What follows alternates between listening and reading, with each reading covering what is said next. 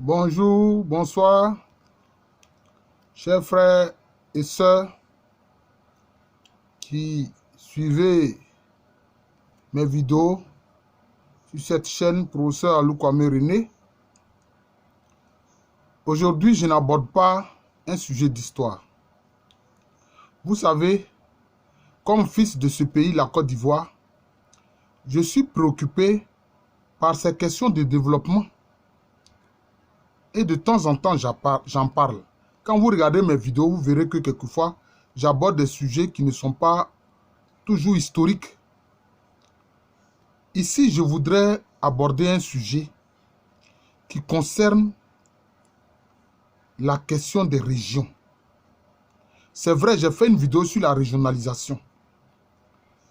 Mais je voudrais, à travers cette vidéo-là, préciser encore certains aspects de ma vision sur la question du développement des régions de la Côte d'Ivoire. Et à ce sujet-là, je vais vous dire, le président Houphouët-Boigny a montré le chemin. Parce que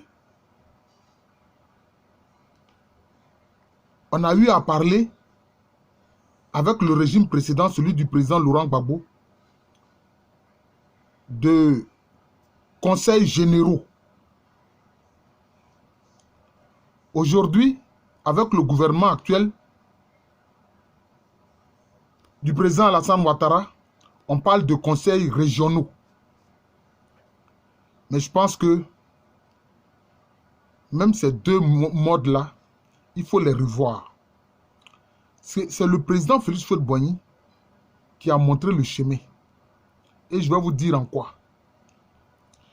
Souvenez-vous, pour ceux qui sont les anciens, qu'en son temps, le président Houphouët avait créé l'AVB, l'autorité pour la vallée du Bandama. C'est-à-dire que c'était une autorité de développement qui concernait toute la vallée du Bandama. Où donc, cette autorité-là recevait des financements pour développer toute la zone qui concerne la vallée du Bandama. Et puis aussi, il a créé ce qu'on appelle l'ARSO, l'autorité de la région du Sud-Ouest. L'autorité de la région du Sud-Ouest. Pour développer, n'est-ce pas, le Sud-Ouest, c'est-à-dire la région de San Pedro. D'ailleurs, c'était l'ARSO qui a été l'autorité qui a financé le port de San Pedro.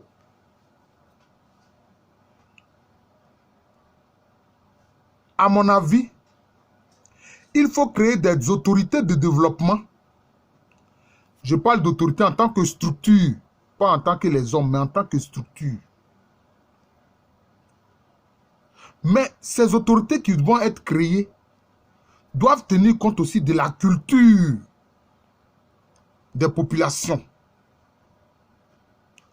Je m'explique. Il faut créer une autorité de développement des régions malinquées. Je précise, je le dis franchement, malinquées, je sais de quoi je parle. Ce n'est pas de l'ethnicisme, non. Parce qu'une autorité qui veut développer une région s'adresse à des populations qui ont une culture, qui ont un mode de pensée, qui ont des modes culturels.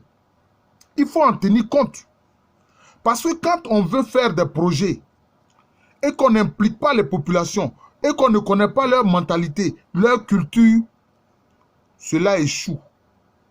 Parce que alors les gens n'adhèrent pas. Vous comprenez? C'est pour ça que je dis qu'il faut créer l'autorité de développement des régions malinquées. Qu'est-ce que ça dit? Cela va concerner le Denguélé, c'est-à-dire la région d'Odjéné. Cela va concerner le Maou, la région de Touba. Cela va concerner le Woroba, c'est-à-dire la région de Mankono, de Séguéla. Voilà. On crée une autorité de développement de ces zones-là. Ça, c'est pour le cas des Malinké, la région de développement des zones Malinké. Ensuite, on crée maintenant une autorité, donc j'ai dit autorité de développement des régions Malinké. Ensuite, autorité de développement des régions Sénoufo. Cela va concerner la région du Poro, c'est-à-dire de Korogo actuel, la région de Tchologo, c'est-à-dire de Ferkese-Dougou. Cela va concerner la région de Sinematiali, où il y a les Sénoufo Nafana. Et cela va concerner aussi les régions Tagbana et Djimini.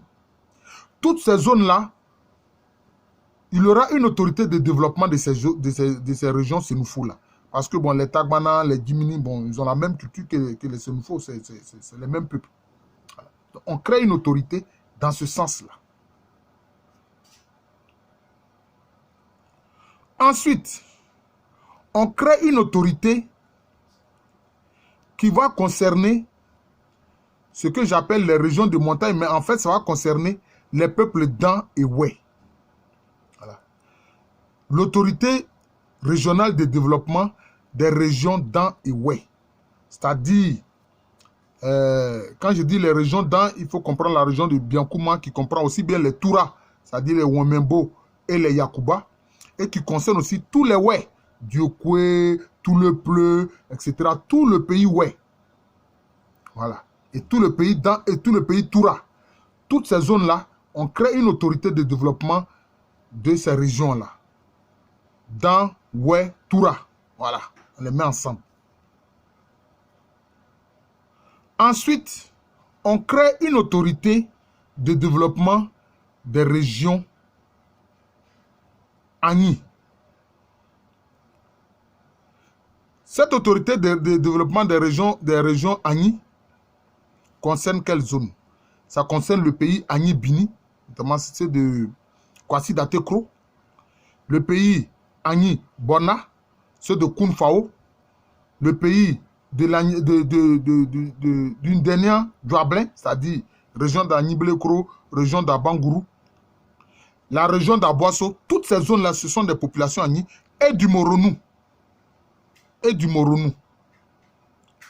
Et du Moronou. Voilà. Voilà. Ainsi que le pays Anor. On implique le pays Anor. Les Anor sont des langues Agni. Voilà. Donc, toutes ces zones-là vont faire partie d'une autorité de développement des régions Agni.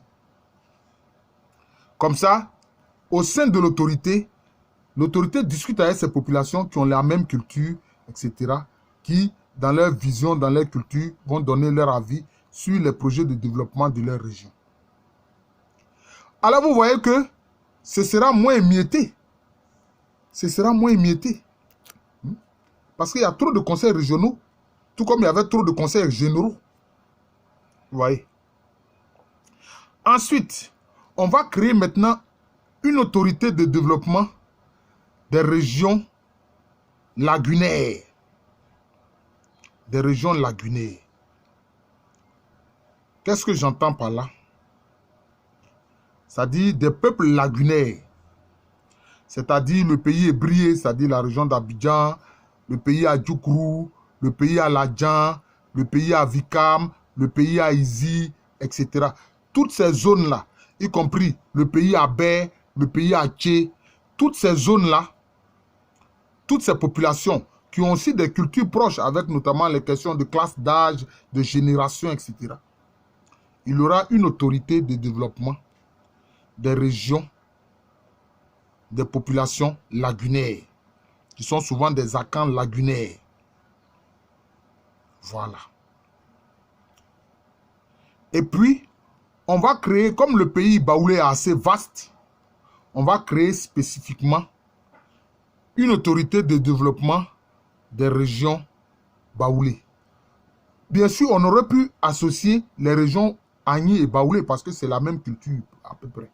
Mais on peut séparer, on va le faire pour les régions Baoulé. Et pour ces régions Baoulé-là, cela va concerner aussi la zone de Tia Salé, où il y a quand même quelques Agni, notamment les Agni à Mantian. Voilà. Mais tous ceux-là, notamment ceux aussi de Binao, les Agnés à Langwa et puis d'Ankira de Binao, mais tout ça, ce sera la zone du pays baoulé et que le président Oufou avait appelé l'autorité de l'AVB, c'est-à-dire l'autorité de développement de la vallée du Bandama. Voilà. Donc tout le pays baoulé, donc il y aura une autorité de développement du pays baoulé. Maintenant, que reste-t-il?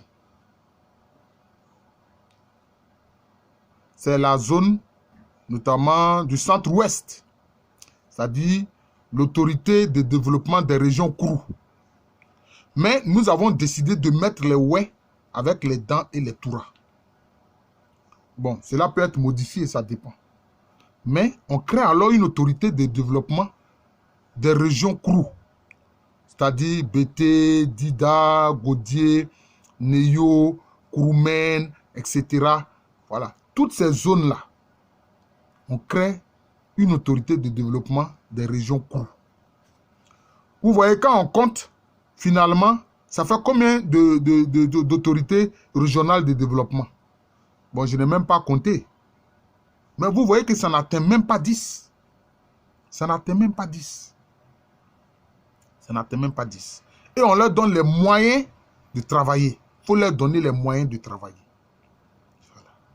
Et il faut prendre des tests de sorte que quand il y a, je peux dire, des richesses qui sont découvertes dans la région, si par exemple, je prends un exemple banal, je sais que par exemple à Tortilla, il y a du diamant. Si c'est exploité, une partie des revenus générés par le diamant, une partie est versée à l'autorité qui gère la zone. C'est comme ça, directement, une partie leur est versée pour travailler. Voyez. S'il est découvert du manganèse dans la région de Bongouanou, une partie est versée à cette autorité qui va gérer l'ensemble des zones Agni.